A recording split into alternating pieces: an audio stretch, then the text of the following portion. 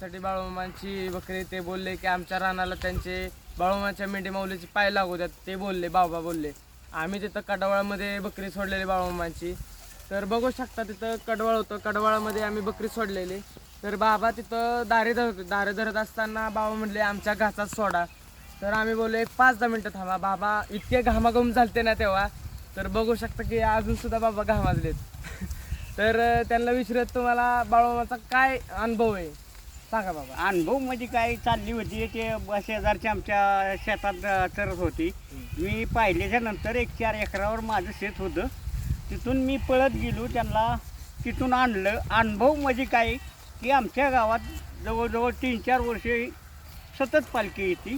बर काय आहे, आणि थोडासा अनुभव कसा आला हां की बाबा आपण दर्शन घेतलं, तिथं जाऊन बसलं की समाधान वाटायचं. बर आपल्या परपंचात बी समाधान वाटायला लागलं. बर धान्यात, पिकात, पाण्यात सगळ्यात वाढवायला. वाढ व्हायला लागली. बर मुलं बाळ शांततेत राहायला लागली.